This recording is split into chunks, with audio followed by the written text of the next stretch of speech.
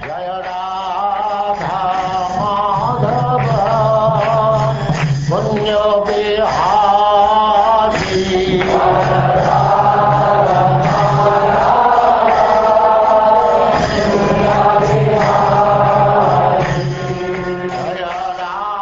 And now Chapter 12, Conversation between Maharaj Rahugana and Jud Bharat.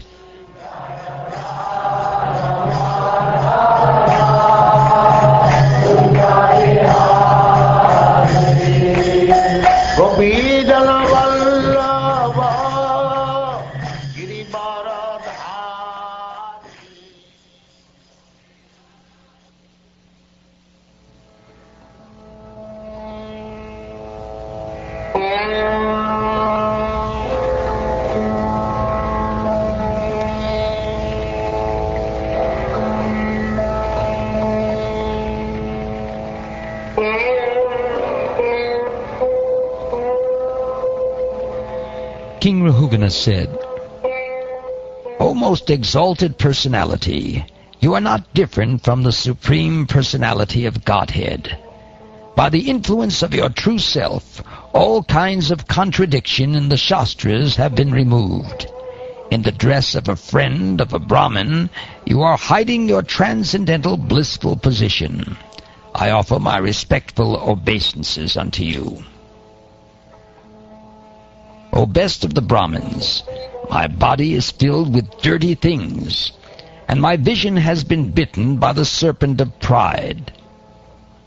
Due to my material conceptions, I am diseased. Your nectarian instructions are the proper medicine for one suffering from such a fever, and they are cooling waters for one scorched by the heat. Whatever doubts I have about a particular subject matter, I shall ask you about later. For the time being, these mysterious yoga instructions you have given me for self-realization appear very difficult to understand. Please repeat them in a simple way so that I can understand them. My mind is very inquisitive, and I want to understand this clearly. O Master of Yogic Power, you said that fatigue resulting from moving the body here and there is appreciated by direct perception, but actually there is no fatigue. It simply exists as a matter of formality. By such inquiries and answers, no one can come to the conclusion of the absolute truth. Because of your presentation of this statement, my mind is a little disturbed. The self-realized Brahmin Jud Bharat said, Among the various material combinations and permutations, there are various forms and earthly transformations. For some reason, these move on the surface of the earth and are called palanquin carriers. Those material transformations which do not move are gross material objects like stones. In any case, the material body is made of earth and stone in the form of feet, ankles, calves, knees, thighs, torso, throat, and head. Upon the shoulders is the wooden palanquin, and within the palanquin is the so-called King of Sovira. The body of the king is simply another transformation of earth. But within that body your lordship is situated, and falsely thinking that you are the king of the state of Sovira. It is a fact, however, that these innocent people, carrying your palanquin without payment, are certainly suffering due to this injustice. Their condition is very lamentable, because you have forcibly engaged them in carrying your palanquin. This proves that you are cruel and unkind. Yet due to false prestige, you are thinking that you are protecting the citizens. This is ludicrous. You are such a fool that you could not have been adored as a great man in an assembly of persons advanced in knowledge.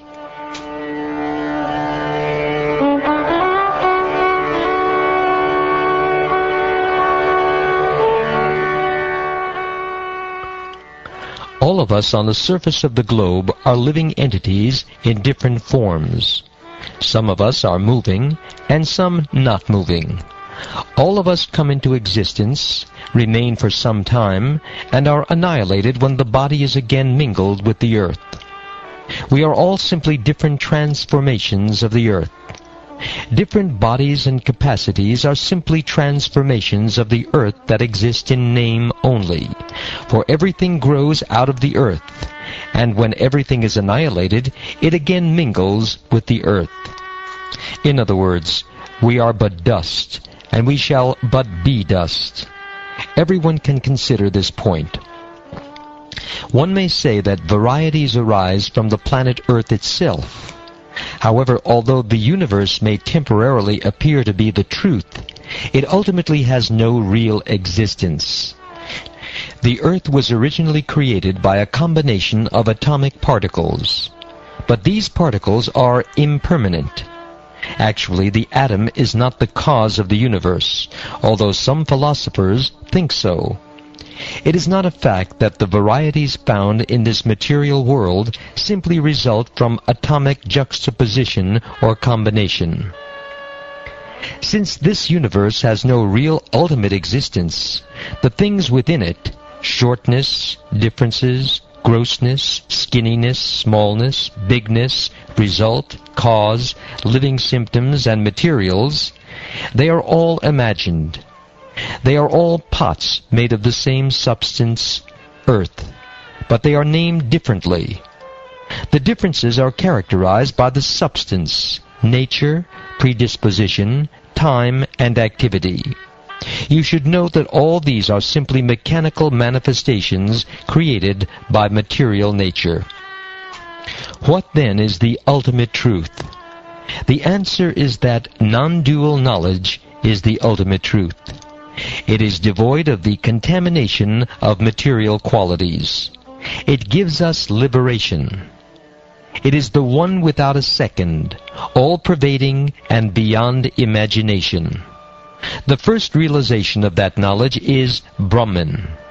Then Paramatma, the Supersoul, is realized by the yogis who try to see him without grievance. This is the second stage of realization. Finally, full realization of the same supreme knowledge is realized in the Supreme Person. All learned scholars describe the Supreme Person as Vasudeva, the cause of Brahman, Paramatma, and others. My dear King Rahugana, unless one has the opportunity to smear his entire body with the dust of the lotus feet of great devotees, one cannot realize the absolute truth. One cannot realize the absolute truth simply by observing celibacy or brahmacharya, strictly following the rules and regulations of householder life, leaving home as a vanaprastha, accepting sannyas or undergoing severe penances in winter by keeping oneself submerged in water or surrounding oneself in summer by fire and the scorching heat of the sun. There are many other processes to understand the absolute truth, but the absolute truth is only revealed to one who has attained the mercy of a great devotee.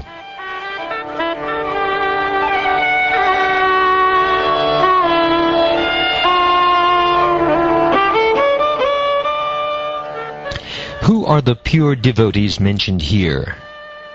In an assembly of pure devotees, there is no question of discussing material subjects like politics and sociology.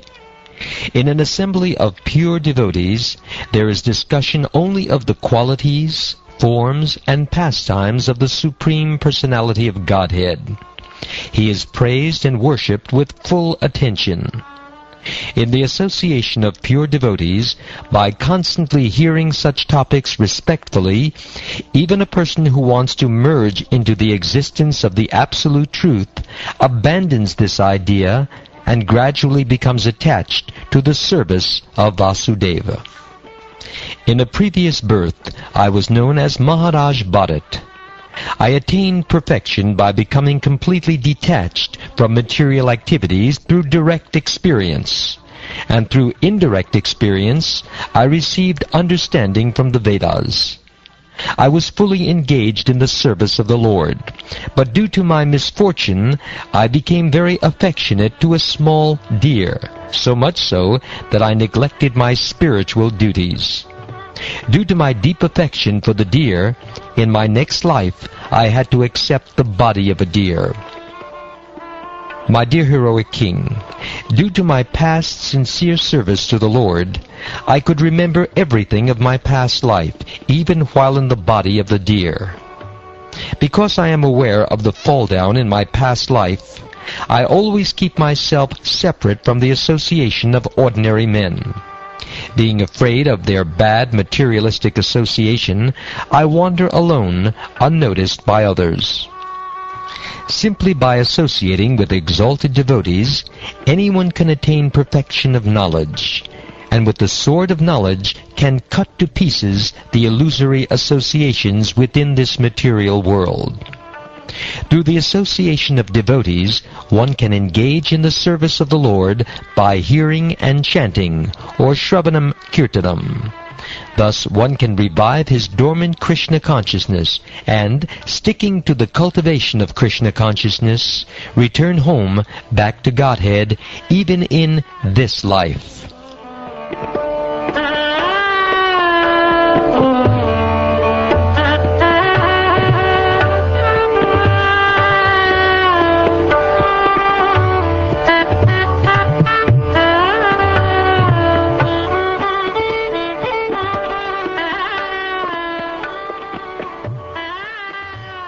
Thus ends the 12th chapter of the 5th canto of the Srimad Bhagavatam, entitled The Conversation Between Maharaja Rahugana and Jad Bharat.